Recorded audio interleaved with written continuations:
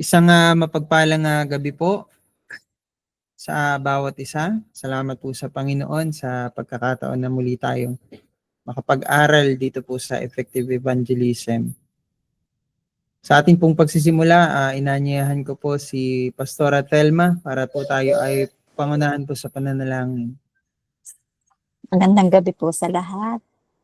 Tayo po ay manalangin. Amang Diyos na makapangyarihan sa lahat, kami po ay nagpapasalamat sa gabing ito, O God, sapagkat muli kami, O God, ay mag-aaral ng iyong mga salita, O God.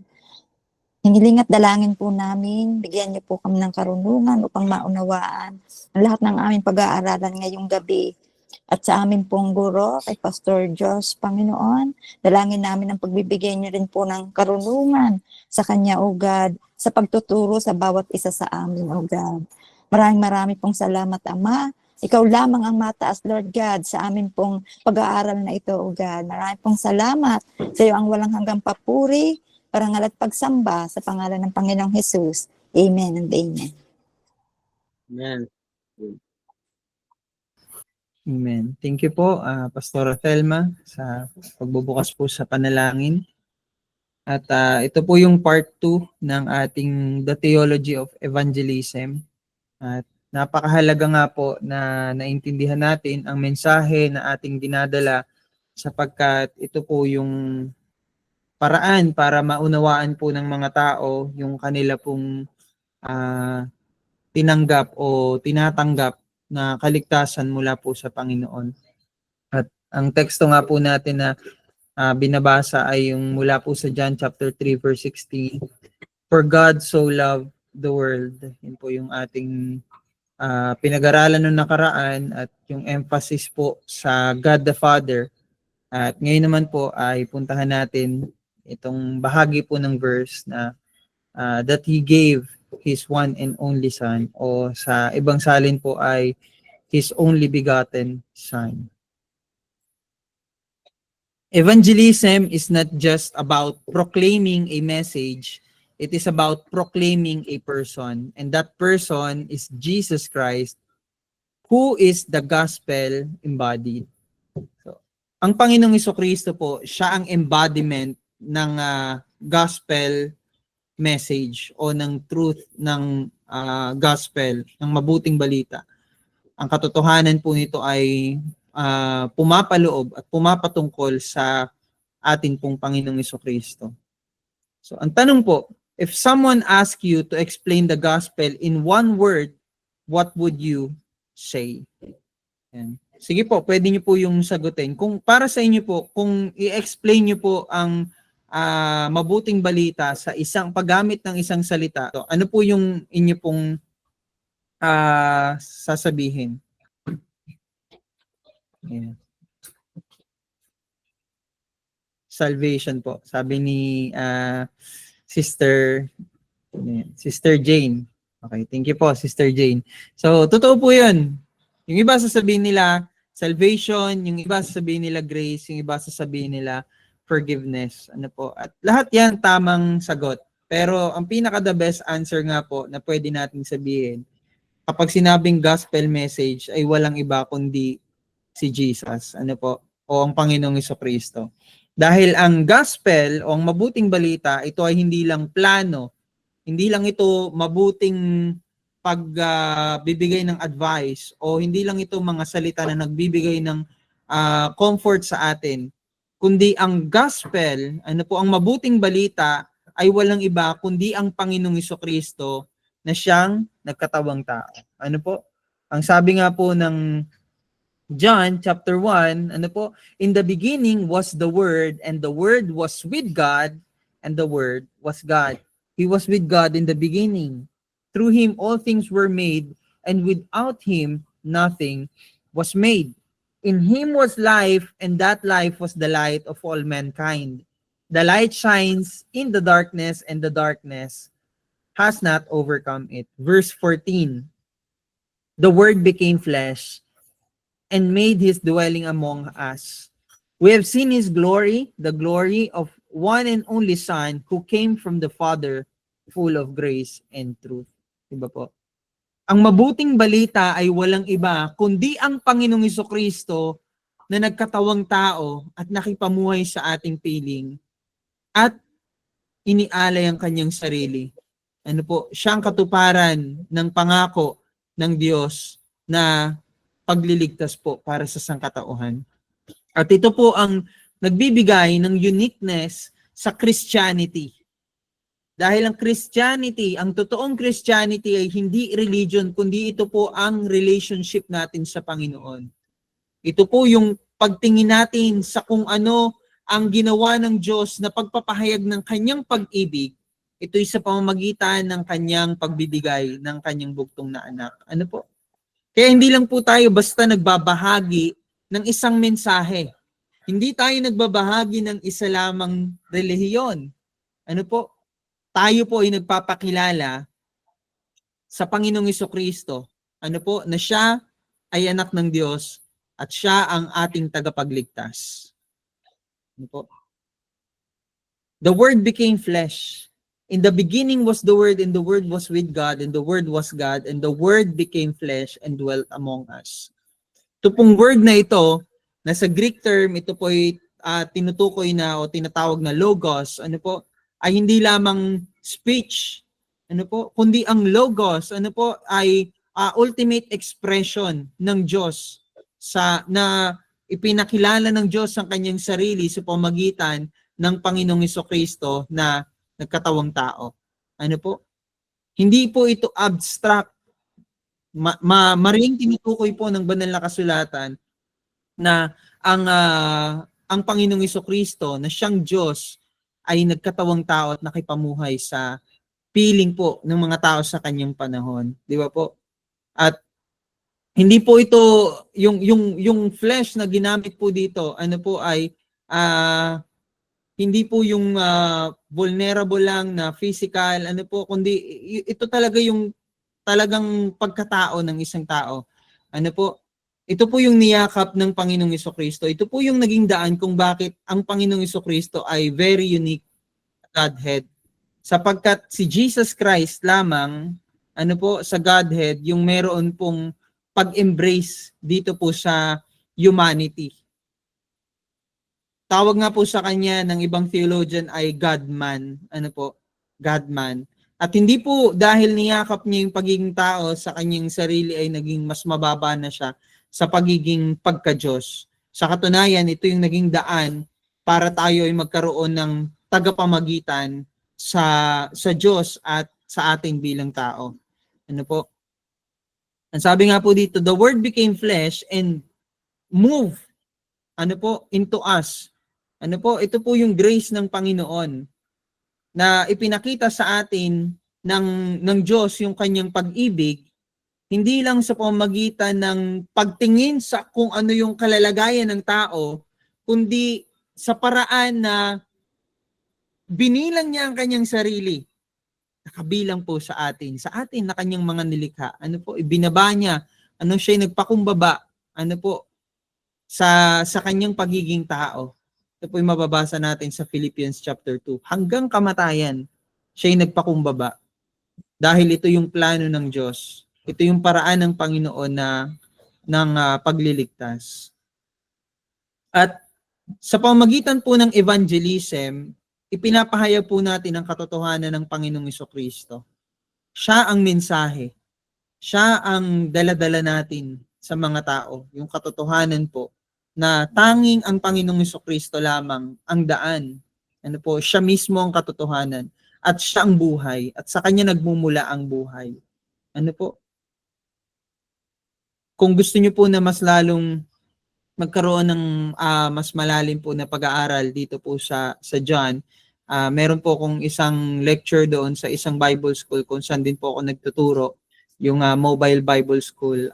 Naging topic ko po doon yung The Gospel According to John, an in-depth study, at napakaganda po ng topic na yon kung saan ipinakita, present ni John the Beloved kung sino ang Panginoong Hesukristo sa kanyang tunay na pagiging Diyos at sa kanyang tunay na pagiging tao. Dahil ang Panginoong Hesukristo is fully God and fully man. Hindi po natin pwedeng sabing 100% God, 100% man kasi magiging 200% po si Jesus Christ.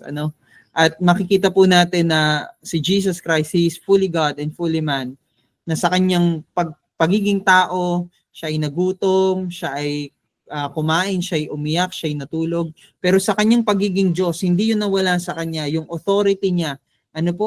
Sa kanyang pagiging tao, siya ay natulog sa bangka, pero sa kanyang pagiging Diyos, pinatigil niya ang bagyo na gumagambala sa kanilang pag-travel.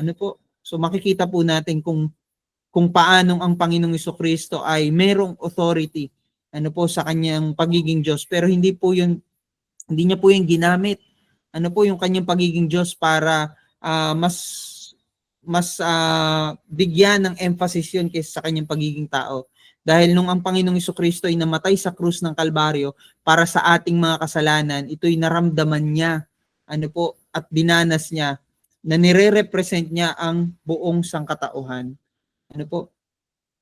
Kailangan nating maunawaan that gospel is not a formula. Gospel is a person, and that person is our Lord Jesus Christ. Diba po? So kung tayo po'y tatanungin, what is the gospel? Pwede po nating sagutin na Jesus Christ came to do what we could not do for ourselves. It is to restore our relationship with God. At yun po yung mabuting balita. Ng Panginoong Jesucristo, siya ay nagkatawang tao. Siya ay namatay sa krus ng Kalbaryo. Siya ay inilibing at siya ay muling nabuhay. Ito po yung mabuting balita at ito po yung ginawa ng Panginoong Jesucristo para tayo ay magkaroon ng buhay na walang hanggan. Ang buhay po ng Panginoong Jesucristo ay punong-puno ng pag-ibig, punong-puno ng katotohanan, at ang katotohanan po na ito ay ipinakita sa atin ng Panginoong Jesucristo sa kanyang pinahayag na mga katuruan, lalo tigit sa kanyang kamatayan po sa krus ng Kalbaryo. And pahintulutan niyo po akong basahin yung 1 Peter chapter 2 verse 24. Ang sabi po dito, He Himself bore our sin in His body on the cross so that we might die to sin and live for righteousness. By His wounds, you have been healed. Diba po? Dinala ng Panginoong Jesucristo ang ating mga kasalanan nang siya ay namatay sa krus ng Kalbaryo. At sa pamamagitan po ng pagkamatay ng Panginoong Jesucristo sa krus ng Kalbaryo, ang ating mga kasalanan ay nabayaran sa pamamagitan ng kanyang banal na dugo. Kung makikita po natin ang ating sarili bilang taong makasalanan sa harapan ng Diyos, na kailangan po natin ng kapatawaran, hindi po natin ito magagawa sa ating sarili. Hindi natin kayang abutin ang kaluwalhatian ng Diyos. Hindi natin kayang arukin yung kapatawaran sa pamamagitan lang ng ating mga bagay na pwede nating gawin. Mabubuting gawa, mga bagay na kaya nating ibigay, kahit ang buhay natin na mamatay tayo para sa ating sarili, hindi po yun makakasapat para bayaran ang ating mga kasalanan. Tanging ang Panginoong Jesucristo lamang, sa kanyang kamatayan sa krus ng Kalbaryo, ang kanyang pagbububo ng dugo, ang kanyang sakripisyo ng buhay, na ginawa niya para sa atin, ito po yung naging dahilan para tayo ay maging maayos muli ang relasyon natin sa Panginoon, maging maayos muli ang relasyon natin sa Diyos. Sa pamamagitan ng mga latay ng Panginoong Jesucristo, tayo ay gumaling. Hindi lang ito tumutukoy sa ating physical sickness, kundi ito'y tumutukoy sa ating spiritual disease. Walang iba kundi ang ating kasalanan. Pinagaling tayo ng Panginoon sa ating isang makasalanang pamumuhay. Binigyan niya tayo ng bagong buhay. At ang naging alay para sa kapatawaran ng ating kasalanan ay hindi isang handog na limitado, kundi ito'y buhay, itong dugo ng Panginoong Jesucristo. Sabi po sa 1 Corinthians, 1 Corinthians chapter 15, verse 3 to 4. Yan. Sabi po dito, "For what I have received, I pass on to you as of first importance, that Christ died for our sins according to scriptures, and that he was buried, and that he was raised on the third day according to scriptures." Ito po yung mabuting balita. Ano po? Kapag i-share natin, ano yung ibig sabihin ng gospel, ng mabuting balita, ng patungkol sa ginawa ng Panginoong Hesukristo?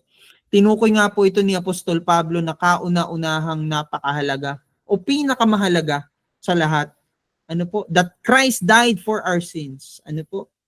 That he was buried and that he was raised on the third day. Di ba po? At ito pong lahat ay katuparan ng mga propesiya, ng pangako ng Diyos, katuparan ng katapatan ng Panginoon sa sangkatauhan. Sa pamagitan po ng muling pagkabuhay ng Panginoong Hesukristo, pinagtagumpayan ng Panginoong Hesukristo ang kapangyarihan ng kamatayan. Ano po? At yung kamandag ng kasalanan. Sa pamagitan po noon, hindi na maaring maapektuhan ang isang sumasampalataya ng kapangyarihan ng kamatayan.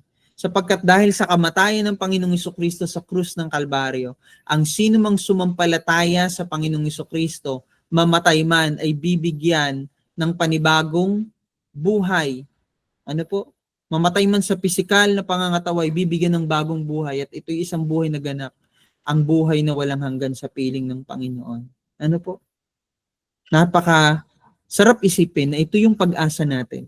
Ito yung pag-asa na dapat ibinibigay natin sa mga tao. Ito yung mabuting balita na dapat nilang maintindihan. Totoo na may realidad ang impyerno, ang habang buhay na pagkawalay at pagdurusa ng mga taong hindi sumasampalataya. Pero ang isang tao ay hindi sasampalataya dahil sa takot. Ang isang tao ay sasampalataya sa pagkaunawa sa pag-ibig ng Panginoon. Hindi lang dapat basta natin malaman, kundi dapat mas lalo nating maunawaan. At sa paraan na ating nauunawaan, ang tagumpay ng Panginoong Hesukristo sa kamatayan ng kanyang muling pagkabuhay, ito ang magbibigay sa atin ng buong-buong pag-asa. Ano po? At bilang mga bahagi ng bilang partners ng Panginoon dito sa mission na ito, bilang mga bahagi ng pagliligtas ng Diyos. Wala naman talaga tayong ambag, ano po, sa pagliligtas kasi ginawa ng lahat 'yan ng Panginoong Hesukristo. Pero alam niyo po, napakaganda, ginawa tayong partner ng Diyos sa paghahayag ng mabuting balitang ito na ginawa na ng Panginoong Hesus. Kaya napakalaki ang bahagi po natin sa pagdadala nito ng mayroong buong katapatan na hindi natin ito ginagawa dahil may nag-utos sa atin o kaya iniisip natin dahil kailangan, dahil ito ay bahagi ng pagdadagdag sa aking seguridad na ako'y ligtas na. Hindi po. Yung Great Commission, yung opportunity, yung privilege na ibinigay sa atin ng Panginoon ay napakalaking pribilehiyo. Ano po? Palagi ko nga pong nababanggit at nilagay ng Panginoon sa puso ko na ang paglilingkod sa Panginoon, ito po'y karangalan, ito po'y pribilehiyo na tinanggap natin sa Diyos. Sapagkat kung hindi tayo tutugon sa tawag ng Panginoon, hindi tayo maghahayag ng mabuting balita, hindi mawawalan ang Diyos. Tandaan po natin yan. Sapagkat kayang gumamit ng Diyos ng ibang tao, ibang paraan, maliban sa atin, para ihayag ang mabuti niyang balita. Pero kung tayo itutugon sa pribilehiyong ito, napakasarap isipin na ginawa tayong bahagi ng Diyos para ipahayag, ituro, ano po, kung ano yung katotohanan ng kaligtasan na ibinigay na po ng Panginoon sa atin. Ano po? Ang Panginoong Hesus mismo ang mensahe ng mabuting balita ng kaligtasan. Alam niyo po, napakahalaga. Sabi nga po ng isang evangelist na si Larry Moyer, ano po? Make the gospel clear, use the Bible, keep the focus on Christ, and don't confuse the message with the method. Napakahalaga po niyan. ng paalala po sa atin ng evangelist na ito. Na kung tayo ay maghahayag ng mabuting balita, yung mensaheng ating dinadala, kailangan naiintindihan. Ano po? Kailangan kaya ng isang tao na mag-respond sa message na yon. Nung ako po nagturo ng tungkol sa John chapter 15 verse 7 dito po sa mga junior, mga ages 10 years old hanggang 15 years old yung range. Hindi nila naiintindihan kung ano yung salitang mananatili. Ano po? Kaya kailangan gumawa ako ng paraan para mas mapababaw ito at ako'y nananalangin, Banal na Espiritu Santo, sa paanong paraan may papaunawa na napakahalaga na manatili sa iyo at sa iyong mga salita. Ano po? Kaya sa paraan po na yon, yung nananatili, ang ginamit ko pong term doon ay hindi umaalis. Ano po? Hindi umaalis. Mas madaling naintindihan itong mga batang ito, mga kabataan na ito, yung mensahe ng Panginoon. Hindi natin kailangan na magbigay sa kanila ng mga Greek word, Hebrew term, ano po, o malalalim na theological term na hindi naman nila naiintindihan. Kaya pinakamahalaga na gagamitin natin, lalo sa pagbabahagi ng mabuting balita, ay walang iba kundi ang banal na kasulatan, ang Biblia. Ano po? Dahil ito naman talagang pinagmumula ng mensahe ng Panginoon. Marami tayong method, pero gamitin natin ang Bible. May time na hindi tayo nakakapagdala ng Bible, dala natin ay gospel tracts o kaya yung isang card na merong verse. Pero as much as possible, dalhin natin ang Bible. Buksan natin ang Bible at may pagkakataon sa pagbabahagi natin ng mabuting balita. Sa kanila natin ipabasa yung passage, yung verse na kalooban ng Diyos na maibahagi natin sa kanila. At ang focus, walang iba kundi si Jesus Christ, yung ginawa niya. Ano po, yung finished work ni Jesus Christ sa cross. At napakahalaga din po that we don't confuse the message with the method. May pagkakataon nakakahon tayo ng method. Kailangan ganito yung gawin natin, kailangan ganyan yung gawin natin, dapat ito yung magiging flow. Ano po, kaya pag may pagkakataon, meron tayong handouts o kaya may PowerPoint, di ba? Walang masama doon, walang masama. Pero kung meron lang 5 minutes yung tao na makikinig sa'yo, kaya mo bang i-share yung gospel na hindi nako-compromise yung message, hindi nako-confuse yung binabahagi na natin ng mabuting balita? Kaya napakaraming method, napaka-helpful ng method, pero dapat hindi tayo makakahon sa mga method na yan. Bahagi yan para maging mas maayos yung paraan natin ng pagtuturo, pero napakahalaga, higit sa method, yung message. Ano po? Yung message ay naipaparating natin ng maayos dun sa mga taong nakikinig. Diba po? So Jesus lived the gospel. Yan. Jesus healed the sick. Jesus ate with the sinners. Jesus welcomed the outcast. He forgives the guilty. And he preached the kingdom. Diba po? So paano nga ba si Jesus nag-evangelize? Si Jesus walang gospel tract na dala. 'Di ba? Wala siyang pinamimigay na gospel tract, 'di ba? Wala siyang crusade or platform. Pero naging normal kay Jesus yung pagbabahagi ng mabuting balita kahit saan siya nandun, sa bundok, sa sinagoga, sa bangka, ano po, kahit saan nandun si Jesus, ibinabahagi niya yung gospel message. Di ba po? Bakit? Kasi yung kingdom ng Diyos, ito yung dala-dala na mensahe ng Panginoong Jesucristo. At sa pamamagitan nun, ano po, makikita natin yung kahit yung prayer na itinuro ni Jesus Christ sa kanyang mga disciples, Lord, let your kingdom come on earth at as it is in heaven. Di ba? At yung kingdom ng Diyos na yon na meron sa langit, ano po, na dinala ng Panginoong Hesus dito sa lupa, walang iba kundi siya. Ano po? Dahil sa kanyang mga pagpapagaling, ano po, sa kanyang pangangaral ng mabuting balita, kahit sa kanyang luha, kahit sa kanyang mga sakripisyo, ito'y pumapatungkol Ano po, sa pag-ibig ng Diyos, sa kung anong mga bagay na meron sa langit. Ano po? At ipinapakita po sa atin ng Panginoong Jesucristo kung paanong ipinamuhay niya ito. Hindi lang basta ipinangaral. Ano po? Hindi lang sinabi ni Jesus na mahal kayo ng Diyos, di ba? Kundi pinakita niya ang pag-ibig ng Diyos sa pamamagitan ng pag-aalay ng kanyang sarili. When you read the gospel, you are not just reading history.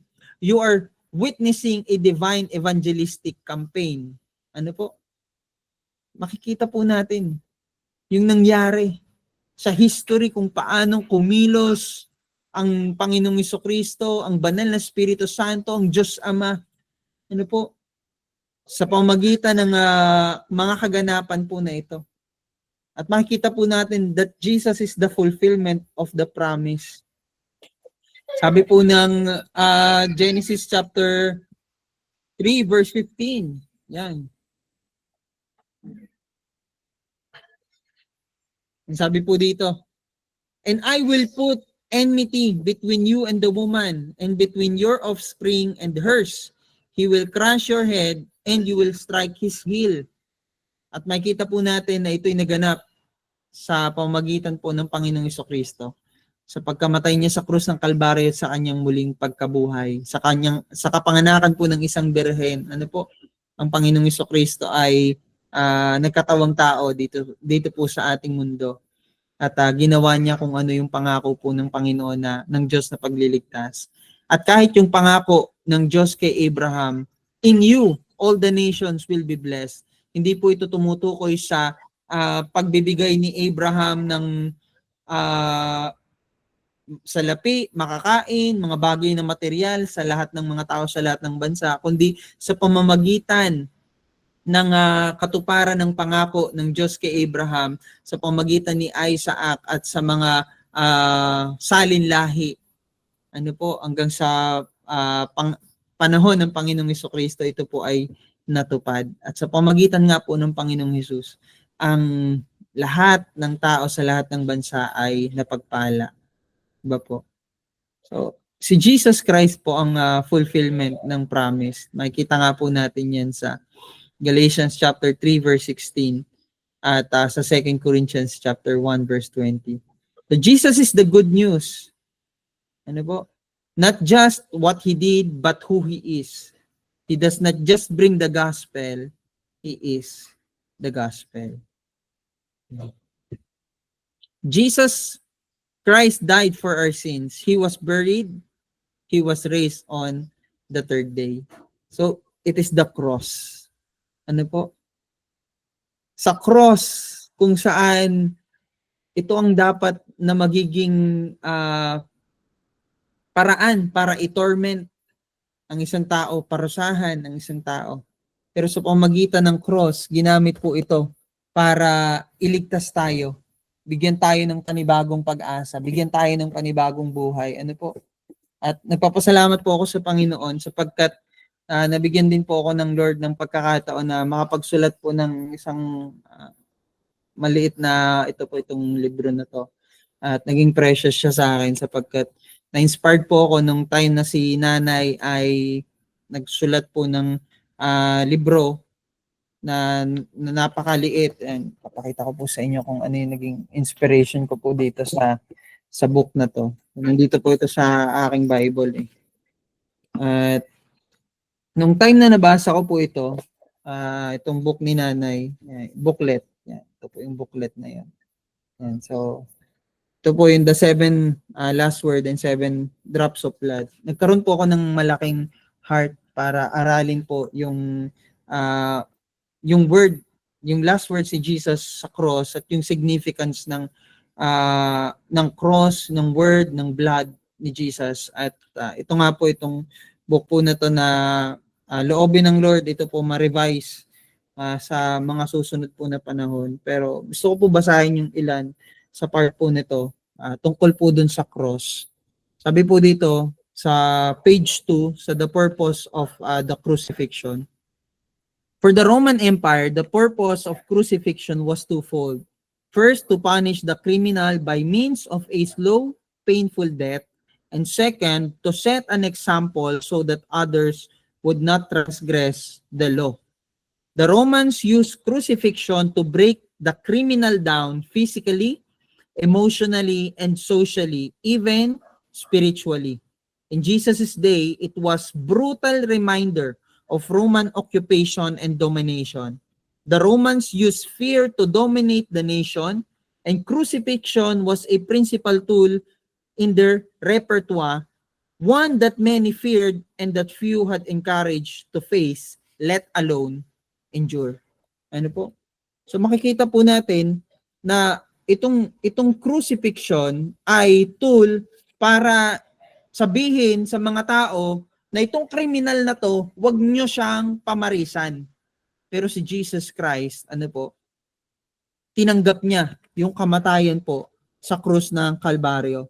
And quote po dito sa book po na ito, "The death of Jesus Christ on the cross is the pinnacle of God's saving grace, foreordained even before the foundation of the world." Alam niyo po, yung napakaganda. Dahil sa biyaya ng Diyos. Lahat ito, inihanda na ng Panginoon. Inihanda na ng Diyos yung tamang panahon, tamang pagkakataon, at tamang paraan kung paanong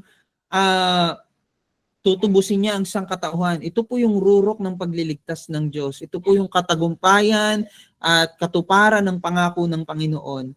At yung tool, di ba? Yung tool for punishment, yung ginagamit ng Roman Empire para sabihin na itong kriminal na to, wag niyo siyang pamarisan, masama ang kanyang ginawa, binago ng Diyos. Ano po?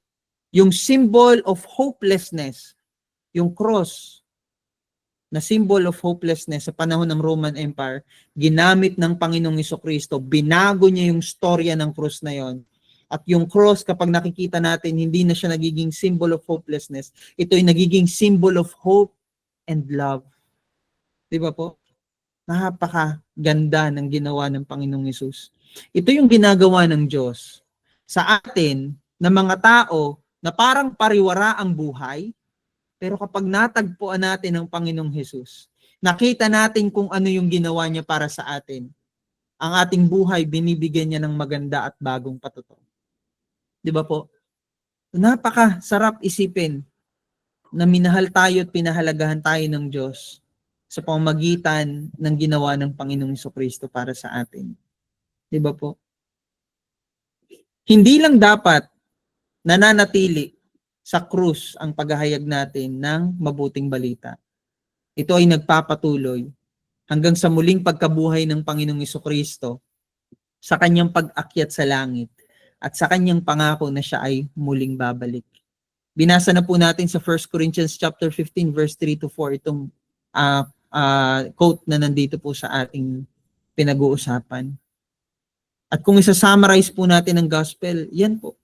Christ died for our sins, He was buried, and He rose again on the third day. Diba po? Ito po yung core ng gospel. Yung cross na inaakala ni Satan na magpapatigil, diba po, sa Panginoong Hesukristo. Akala ng marami ito ay tragedy, pero hindi alam ni Satan na ito yung triumph na ibinigay na ng Diyos nung una pa lang. Kasi napakasarap isipin, ano po? At napakasarap maunawaan na si Satan hindi siya all-knowing. Lahat ng nangyayari na yon, alam niya na may mangyayaring pagliligtas, kaya nga ginagawa niya lahat para pigilan yun. Di ba po? Kahit sa kapanganakan ni Jesus, sinubukan niya na mapapatay si Jesus, baby pa lang. Kasi alam ni Satan na itong si Jesus ang fulfillment ng prophecies. Siya, yung pagkakatawang tao niya, yung pinnacle of God's saving grace, di ba? Yung fulfillment of God's promises, di ba? Pero hindi niya yun mapipigilan. Hindi all-knowing si Satan. Alam niya lang na may magaganap, pero clueless siya kung paano yun mangyayari. Kaya nung namatay si Jesus Christ sa krus, akala niya tapos na. Pero hindi alam ni Satan na yun yung panahon na naganap na. Diba? Nagtagumpay ang Panginoong Hesukristo. nagapi ang kasalanan at kamatayan. At hindi na yun napigilan ni Satan. Kaya sa panahon natin, ano yung ginagawa niya? Nagdo-double time siya para i-corrupt ang isipan ng mga tao. Pero alam niyo po, isang napakagandang bagay sa ating mga Kristiyano na pag naunawaan natin. Ang kamatayan ng Panginoong Kristo sa krus ng Kalbaryo ay hindi nagpatigil ng magandang plano ng Diyos. Higit sa lahat ng fulfillment ng kaligtasan. Bagkus, ito pa yung naging daan para mas lalong mahayag ang kaluwalhatian ng Diyos. Muling nabuhay ang Panginoong Hesus. At makikita po natin, maraming mga mananampalataya ang pinatay dahil sa pananampalataya. Pero ang tanong, napatigil ba ang pagpapalaganap ng Kristyanismo? Napatigil ba ang paghahayag ng mabuting balita? Maraming mga naging martir, persecuted Christians, pero kahit kailan, hindi napatigil ang paghahayag ng mabuting balita sapagkat sa pamamagitan ng mga taong nag-aalay ng buhay sa Panginoon, mas lalo lang nahahayag ang kaluwalhatian ng Diyos. Mas lalo lang umiingay ang mabuting balita. Di ba po? It is not where Jesus died. It is where our sins died. Ano po? It is where justice and mercy was revealed. Makikita po natin, yung cross, doon po kinurunahan si Jesus. Diba? Hindi ng isang koronang ginto o anumang mga bagay na meron sa mundong ito. Kundi dito, nakita natin yung pagiging hari ng Panginoong Jesucristo. Kung paanong minahal tayo ng Diyos. Doon namatay ang ating mga kasalanan kasama ng kamatayan ng Panginoong Jesucristo. Doon binigyan ng hustisya ang kasalanan at kamatayan. Doon pinakita ng Diyos ang kanyang awa at ang kanyang habag. Diba po? At sa kanyang muling pagkabuhay, pinagtibay ng Panginoong Hesus ang kaligtasan po na ating tinanggap tayo mga sumasampalataya sa Panginoong Jesucristo. Yung atonement po ni Jesus Christ, yung atoning death, atoning sacrifice niya, hindi lang ito substitutionary. Ito po ay revelatory. Ito po nagpapakita kung sino siya, kung ano yung kanyang purpose, at kung sino tayo sa harapan ng Panginoon. Pinakita po ng Diyos na siya ay banal, siya ay mapagmahal, at handa niyang tuparin ang kanyang pangako. Kahit sa Ama na ibigay ang kanyang kaisa-isang anak. Para dun sa mga taong naging masuwail, mga rebellious, 'di ba? Sino ba tayo? Parang Panginoong Jesucristo ay mamatay para sa atin, 'di ba? Mahal tayo ng Diyos. Hindi dahil hindi kayang mabuhay ng Diyos nang wala tayo. Mali eh. Hindi natin kayang mabuhay nang wala ang Diyos. At nilikha tayo ng Diyos ayon sa kanyang wangis. Doon pa lang, bago pa man likhain ng sanlibutan, bago pa man likhain ang sandaigdigan, ako, ikaw, at ang mga taong mabubuhay ayon sa kalooban ng Panginoon sa mundong to, pinahalagahan na ng Panginoon. Kalooban ng Diyos na makita po natin ang pag-ibig na to. Pag-ibig na magpawalang hanggan. God the Holy Spirit and His power behind the mission. Ngayon po, pag-usapan naman natin ng pagkilos ng banal na Espiritu Santo. Evangelism is not powered by personality, by persuasion or program. It is by the Holy Spirit. By the Holy Spirit. Di ba po may pagkakataon na natatakot tayo mag-share ng gospel? May pagkakataon na nagdadalawang isip tayo kung ibabahagi ba natin ang mabuting balita. May mga reason tayo. Isipin natin, hindi natin alam kung ano yung sasabihin, hindi tayo qualified, iniisip natin paano kapag hindi nila tinanggap kung ano yung sasabihin ko. Diba? Marami tayong dahilan. Pero ang Holy Spirit ang magbibigay sa atin ng lakas. Ang Holy Spirit ang nagbibigay sa atin ng dahilan para ibahagi ang mabuting balita. Ilagay sa ating puso kung ano yung mensahe ng Diyos at kung ano yung pag-ibig niya dun sa mga taong nais niyang makarinig ng mabuting balita, di ba? Kaya may pagkakataon na nahihirapan tayo na mag-share ng Word of God, ng gospel, ng truth, ng salvation sa mga tao, ay ayaw nating mag-rely sa Holy Spirit. Hindi lang tayo dapat mag-seek ng power of the Holy Spirit. Kailangan nating i-desire yung person ng Holy Spirit na talagang mag-indwell sa atin at i-consume tayo ng Holy Spirit. Diba? So, you're not the power behind the mission. The Holy Spirit is the power, is the person behind the mission. The same Spirit who hover over the waters at the creation, the same Spirit who descended on Jesus at his baptism, the same Spirit who raised Jesus Christ from the dead, the same Spirit, the Holy Spirit, now lives in you.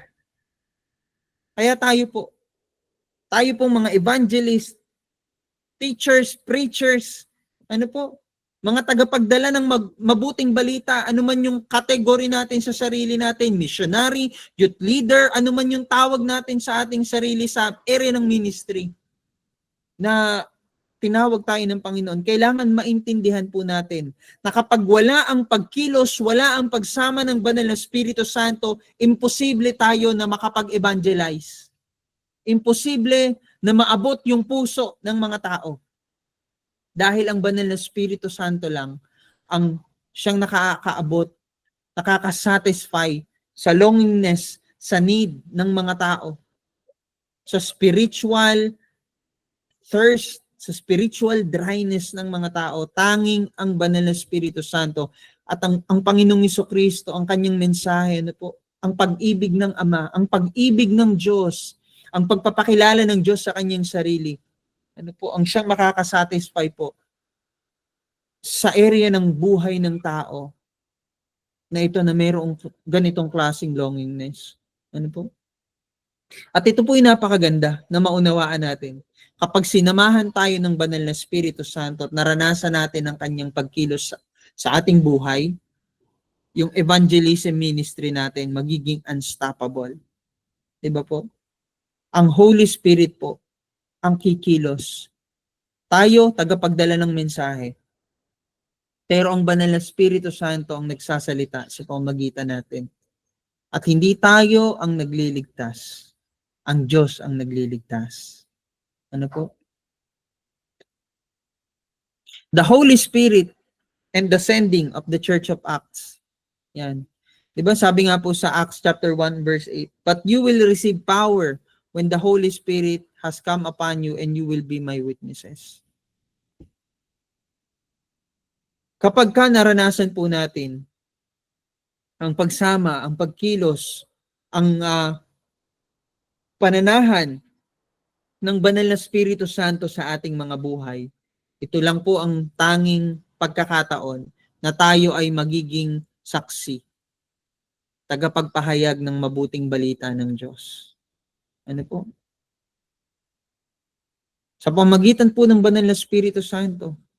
Kaya po ang mga disipulo, nakapaghayag, ang mga apostol, nakapaghayag ng meron pong tapang sa pamagitan ng paghahayag ng mabuting balita. Sa pamagitan ng Banal na Espiritu Santo, kaya ang kanilang patungan ng mga kamay sa pangalan ni Jesus ay gumagaling. Sa pamagitan ng Banal na Espiritu Santo, marami po ang naligtas. Ano po? Ito po'y sa pagkilos ng Banal na Espiritu Santo. At kapatid, ano po? Dapat nating maunawaan na ang Banal na Espiritu Santong kumikilos noon ay siya rin kumikilos ngayon at kumikilos magpakailanman.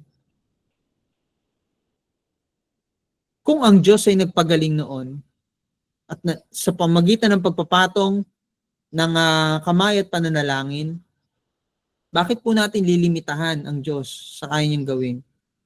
May pagkakataon ayaw natin manalangin sa may sakit, ayaw nating pumunta para magbahagi ng mabuting balita.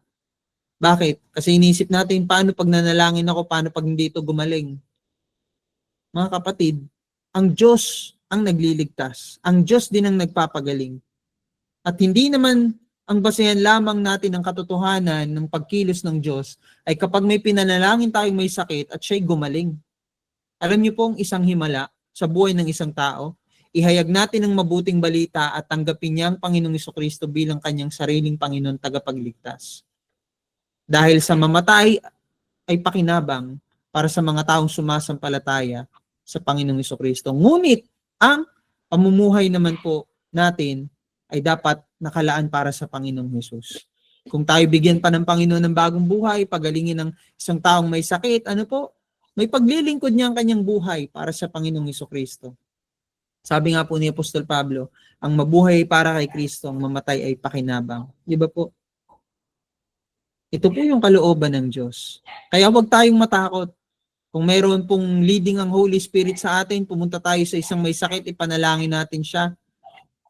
Ang banal na Espiritu Santo kikilos ayon sa mabuti niyang kalooban. Ano po? Pinakamahalaga, ipahayag natin ang mabuting balita. Ano po? Nauuna ang pananahan sa atin ng banal na Espiritu Santo para sa epektibong pag-ibanghelismo. Ano po? Hindi po natin pwedeng i-fulfill yung commission ng Diyos na wala ang pagsama ng banal na Espiritu Santo. Yung mission na inilagay sa atin ng Panginoong Hesus. Impossible din sa mga disipulo, sa mga apostol ng early church na magawa kung ano yung pinagagawa ng Diyos kung hindi sila napuspos ng banal na Espiritu Santo sa panahon ng Pentecostes. Ano po? Kaya nga sabi po ni Jesus, di ba po, manatili sila, mag-intay sila. Di ba po? Napakahalaga na maunawaan po natin na kailangan natin ang pagsama ng banal na Espiritu Santo, hindi lang ang kapangyarihan ng banal na Espiritu Santo, ano po, kundi mismong ang banal na Espiritu Santo na siyang sumasama sa atin. Kung hindi sila nanatili, hindi sila naghintay, hindi nila magagawa ang mga nagawa nila, ano po, na nakasulat sa Book of Acts. Yung mga himalang ginawa ng mga early church Christians, hindi magagawa kung hindi sila naghintay. Kaya tayo, do we desire the Holy Spirit? Do we ask for the Holy Spirit? Di ba? Yan po yung palaging sinasabi ni Jesus sa sulat niya sa John, mula sa chapter 13 hanggang chapter 16. Ano po, paulit-ulit na sinasabi yan ni Jesus. Di pa kayo humihingi. Humingi kayo. Di ba? Hindi yung tungkol sa paghingi natin ng material na bagay, kundi paghingi natin sa pananahan ng banal na Espiritu Santo sa atin. The church's effectiveness in evangelism is not rooted in clever strategy, but in the Spirit's sovereign activity. Hindi performance ang evangelism. Ano po? Ginagamit tayo ng banal na Espiritu Santo bilang tool. Ano po? Bilang bahagi ng paghahayag ng mabuting balita. At hindi po porket may word na ginagamit ay cruel ang Holy Spirit or ito ay negative term. Alam niyo po, kung ako ay isang gitara at gagamitin ako ng isang mahusay na gitarista, pinakamahusay na gitarista sa buong mundo. Para sa akin, kung ako ay gitara, honor para sa akin yun. Nagamitin ako ng pinakamahusay na gitarista. 'Di ba? Kaysa gagamitin ako ng isang pariwarang hindi naman marunong maggitara at basta na lang ako, pag nainis ay basta na lang ako ihampas sa pader at mababasag, di ba? Ang tanong dyan, sino ba yung master natin? Hindi po ibig sabihin servant tayo, napakababa ng ating position. Ang pagiging servant natin, nagde-determine kung sino yung ating master. Kung servant tayo, kung ang isang tao ay servant ng demonyo, ay mababa talaga ang kanyang position. Ano? Kasi kawawa. Ang isang taong sunod-sunuran lang sa dyablo. Pero kung servant tayo ng Diyos, ano? At yun naman talaga ang totoo. Hari ang pinaglilingkuran natin at hindi lang basta hari, hari ng mga hari. At hindi lang tayo basta servant, partner tayo sa ministry, sa mission na to. Ganyang kalaki yung privilege na binibigay sa atin ng Panginoon. Ang Holy Spirit ang nagko-convict po sa mundo. Diba po? Ang Holy Spirit, ibinigay sa atin ng Panginoong Hesus para maging katuwang sa ministeryo. Kasi imposible talagang maihayag natin ang mabuting balita nang wala ang pagkilos ng Banal na Espiritu Santo. At hindi natin dapat ginagamit ang time to share the gospel para i-manipulate ang mga tao. May pagkakataon na ginagamit ng Diyos ang mga gawain para ipahayag ang kanyang mabuting balita. Pero bakit may mga mindset tayo na kailangan kapag altar call na, ganito yung klase ng tunog, ganito yung klase ng kanta, ganito yung klase ng flow. Wala namang masama doon, ano po. Pero may time nagkakaroon tayo ng thinking na kapag ginawa natin to, mas magre-respond sila. Pero hindi eh. 'Di ba? Kasi si Jesus Christ, nung time niya, wala namang altar call doon eh. Nung time ni Jesus Christ, wala namang keyboardista na pupunta kapag ka magko-closing prayer na. Though sa ating panahon, ginagamit talaga ng Holy Spirit yan para maging paraan ng mga tao para mag-respond. Pero hindi natin kailangang i-manipulate yung kanilang emotion, yung kanilang mindset. Bakit? Kasi ang Holy Spirit na ang kikilos sa kanila para mag-respond sila sa message. Ang kailangan natin gawin, ibahagi ng malinaw, ng maayos yung mensahe ng Panginoon. Diba po? We don't have to convince people to believe in Jesus with flawless logic or emotional stories. Totoo po yun, mga kapatid. Hindi natin sila kailangang pilitin, hindi natin sila kailangang bigyan ng ganitong klaseng manipulation para makonvince sila. Hindi. Kasi ang Holy Spirit mismo kumukumbinse sa mga tao. Ang responsibility natin to proclaim the gospel clearly and faithfully. Ang Holy Spirit naman, ang responsibility niya to persuade and to transform. Diba? Siya ang kumikilos sa buhay ng mga tao para mag-respond at ang Holy Spirit din ang bumabago ng buhay. Kaya kailangan alisin natin yung pressure na yan sa atin. Diba? Ilagay natin lahat sa kapangyarihan ng Diyos, sa pagkilos ng Banal na Espiritu Santo. Tandaan natin, hindi tayo nag-iisa. Kasama natin ang Diyos. Diba? Kasama natin ang Diyos. The Holy Spirit empowers boldness and clarity. Yan. So, nung ang mga early Christians nga, sila ay napuno ng pagkilos at pananahan ng Banal na Espiritu Santo. Sila ay nagpatuloy sa pagsasalita ng meron pong kasigasigan sa paghahayag po ng salita ng Diyos. Kahit si Stephen, alam natin sa Acts chapter 7, di ba? Nung na-feel siya ng Holy Spirit, talagang hindi siya natinag. Meron siyang kakaibang lakas ng loob para i-proclaim, ihayag ang mabuting balita. Kumanto nga yun, yung ginawa niyang yun sa kanyang kamatayan.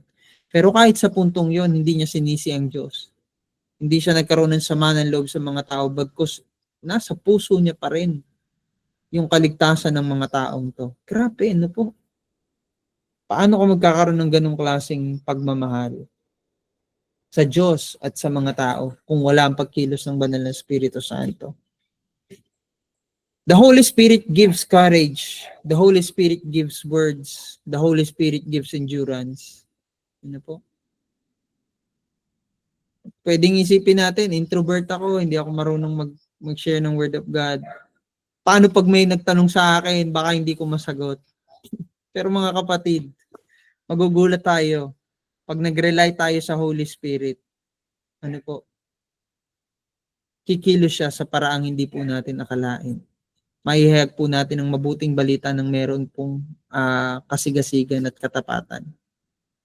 The Holy Spirit equips with gifts for evangelism. Diba po?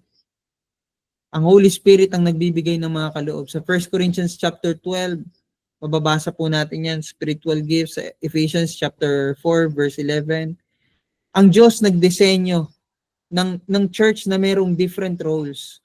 At ang Holy Spirit ang tumutulong para yung mga gift na ito maging effective sa church. Di ba? Kasi ang role ng Holy Spirit para sa atin ay i-edify ang church sa pamamagitan ng mga spiritual gift na to. At habang ginagamit natin ang spiritual gift na ito, walang ibang napaparangalan at nahahayag at naitataas kundi ang Panginoon. Kaya yung edification of the church, exaltation of God, at yung evangelism, napakahalaga niyan sa kabuuan ng church. Ano po? Pwede, totoo. Pwedeng hindi tayo si Billy Graham, hindi tayo ganun kalaki ang sakop ng ministry. Pero alam niyo po, may gift na binigay sa atin ng Panginoon. At yung gift na yan, ang nais ng Diyos na gamitin natin para i-build up ang body of Christ. May pagkakataon, hindi laging tayo yung nasa unahan. Pero hindi dahil hindi tayo nasa unahan, hindi tayo mahalaga. Ano po? Kalooban ng Diyos na makita natin yung kaloob natin mula sa Kanya at gamitin natin to ng may buong katapatan para sa Panginoon. Ano po? Kung makita po natin yung kaloob na ito na mula sa banal na Espiritu Santo, mula sa Diyos, ito po'y pagtibayin sa atin at gamitin ng Diyos ang ating buhay para sa local church kung saan tayo tinawag ng Panginoon. Huwag tayong maghanap ng local church na parang, mas okay ako dito kasi mas active na sila, marami silang ganito, ganyan, nagagawang ganito. Siguro pag dumagdag ako dito, mas lalo maging effective. Alam niyo po, kung saan tayo church dinala ng Diyos, kalooban ng Diyos na dyan tayo gamitin at dyan ipagamit ang ating buhay. Ano po? The Spirit does not empower